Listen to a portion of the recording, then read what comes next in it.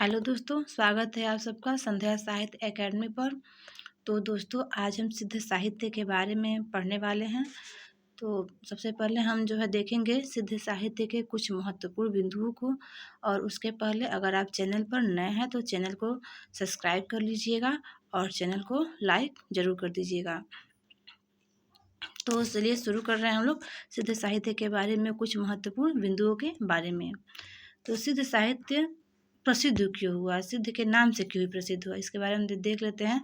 तो मंत्रों द्वारा सिद्धि प्राप्त करने की चेष्टा करने वाला साधक सिद्ध के नाम से प्रसिद्ध हुए। यानी वे साधक जो मंत्र के द्वारा सिद्धि की प्राप्त करने का प्रयास कर रहे थे, वही साधक सिद्ध के नाम से प्रसिद्ध हुए। सिद्ध साधकों ने बौद्ध धर्म के वज्रयान तत्व का प्रचार करने के लिए जो साहित्य जन भाषा में लिखा, वह सिद्ध साहित्य कहला। यानी वो लोग क्या कर रहे थे, सिद्ध लोग जो सिद्ध साधक थे, वो बौद्ध धर्म के प्रचार के लिए एक साहित्य लिखे। और उन्होंने जिस भाषा में लिखा, यानी जन भाषा में जिस लिखा, वही साहित्य क्या हो गया, सिद्ध साहित्य के नाम से प्रसिद्ध हो गया। सिद्ध साहित्य में मुख्य रूप से अपभ्रंश मिश्रित पुरानी हिंदी और सांध्य भाषा का प्रयोग मिलता है। सिद्ध साहित्य में क्या होता है, तो अपभ्रंश मिश्रित पुरानी हिंदी और सांध्य भाषा का प्रयोग मिलता है। यह सांध्य भाषा क्या है, तो मुनि दत्त एवं अद्वज्र ने सिद्धों की भाषा को ही सांध्य भाषा कहा है। ये जो दो महोदय हैं, मुनि दत्त एवं अद्वज्र, इन्होंने क्या कहा है, जो सिद्धों की भाषा थी उनको एक नया भाषा सांध्य भाषा का नाम दिया हुआ है। सांध्य भाषा अर्थात अंतः साधनात्मक अनुभूतियों का संकेत करने वाली भाषा। यानी जो उनके अंदर से जो साधना किए और उनके अंदर जो अनुभूति हुई, और उसके बाद उन्होंने जो भी संकेतक जो भाषा उनकी बनी, जो उन्हें अपने अंदर से अनुभूति करके जिस भाषा को उन्होंने लिखा, जिस संकेत में लिखा है, वही सांध्य भाषा कहलाई। सिद्धों का साहित्य मुक्तक शैली में प्राप्त होता है। अच्छा, शैली में कि सिद्धों का साहित्य मुक्तक शैली में प्राप्त होता है। और राहुल सांकृत्यायन ने हिंदी काव्यधारा नामक पुस्तक में सिद्धों की संख्या कितनी बताई है, तो 84 बताई है। हमारे जो ये पंडित जी थे, जो राहुल सांकृत्यायन, इन्होंने एक पुस्तक लिखी हिंदी काव्यधारा, उसमें इन्होंने बताया कि सिद्धों की संख्या 84 है। हिंदी साहित्य में यह पहली काव्यधारा है जिसकी शुरुआत सरहपा से तो हुई, पर इसमें 3 स्त्री लेखिकाओं के नाम भी मिल जाते हैं, मणिभद्रा, मेखलपा और लक्ष्मीकरा। यानी कि हिंदी साहित्य में जो सिद्ध साहित्य जो हुआ, उसमें 3 महिला लेखिकाओं के नाम भी हमें देखने को मिलते हैं, जिनका नाम इस तरह से है, मणिभद्रा, मेखलपा और लक्ष्मीकरा। कि सिद्ध साहित्य को सर्वप्रथम प्रकाश में लाने का कार्य हरप्रसाद शास्त्री ने 1916 में किया था। यानी कि सिद्ध साहित्य को सर्वप्रथम प्रकाश में लाने का कार्य किसने किया था, तो हरप्रसाद शास्त्री ने 1916 ईस्वी में किया था। इन्होंने बौद्ध गान को दोहा शीर्षक से सिद्धों की कुछ कविताएं प्रकाशित करवाई। हरप्रसाद शास्त्री ने बौद्ध गान को दोहा शीर्षक से सिद्धों की कुछ कविताएं को क्या किया था, प्रकाशित करवाया था।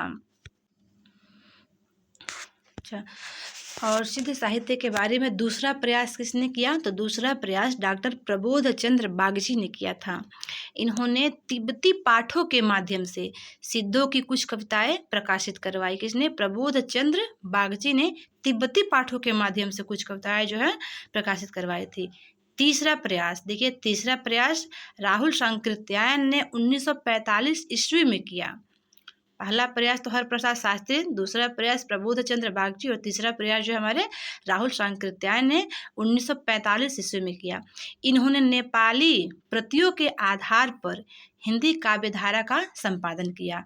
राहुल सांकृत्यायन नेपाली प्रतियों के आधार पर क्या करते हैं, हिंदी काव्यधारा का संपादन करते हैं। फिर तिब्बती पाठ के आधार पर सरहपा के दोहों का संग्रह किया। नेपाली प्रतियों के आधार पर तो हिंदी काव्यधारा का संपादन कर रहे हैं, लेकिन तिब्बती पाठ के आधार पर ये सरहपा के दोहों का संग्रह कर रहे हैं। सिद्ध साहित्य को समग्र व पूर्ण रूप से प्रकाश में लाने का कार्य विदेशी विद्वान बेंडल ने किया। समग्र रूप से और पूर्ण रूप से प्रकाश में लाने का कार्य किसने किया है, तो विदेशी विद्वान थे। कौन थे, बेंडल। यानी बेंडल जी ने क्या किया, इसको एकदम अपने पूर्ण रूप में प्रकाश में लाए बेंडल जी है। सिद्धों ने चर्या पदों को विविध राग रागनियों में लिखकर परवर्ती गीत काव्यकारों जयदेव, विद्यापति, सूरदास आदि के लिए मार्ग प्रशस्त किया। सिद्धों ने क्या किया, चर्या पदों को विविध राग रागनियों में लिखा और इसी से जो आगे चलकर जो ये जो विभिन्न गीतकार हुए हैं, काव्यकार हुए हैं, जयदेव, विद्यापति, सूरदास, ये लोग जो है उससे कुछ अपना जो है आगे बढ़े हुए हैं और इनके मार्ग प्रशस्त का कार्य जो है सिद्ध बने कारक जो है सिद्ध बने हुए हैं। दर्शन के क्षेत्र में सिद्धों ने शंकराचार्य के मायावाद के लिए मार्ग खोला। सिद्धों ने क्या किया, दर्शन के क्षेत्र में जो है शंकराचार्य के लिए मायावाद का मार्ग खोला था।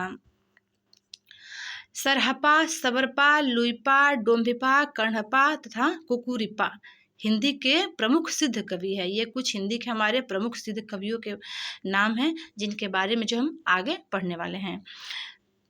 तो सरहपा, सबरपा, लुइपा, डोम्भिपा, कर्णपा तथा कुकुरिपा ये हिंदी के कुछ प्रमुख सिद्ध कवि हैं जिनके बारे में अक्सर हमारे परीक्षाओं में जो है इनसे कुछ प्रश्न आते रहते हैं। सरहपा प्रथम सिद्ध कवि थे। सरहपा कौन थे, प्रथम सिद्ध कवि माने गए हैं। राहुल शंकराचार्य ने इन्हें ही हिंदी का प्रथम कवि माने हैं। राहुल शंकराचार्य कहते हैं कि यही हिंदी के प्रथम कवि हैं। कौन है, तो सरहपा जो एक सिद्ध कवि थे। देखिए, सिद्धों में जो सिद्ध साहित्य है इसमें जो है देहवाद का महिमा मंडन और सहज साधना पर बल दिया गया है।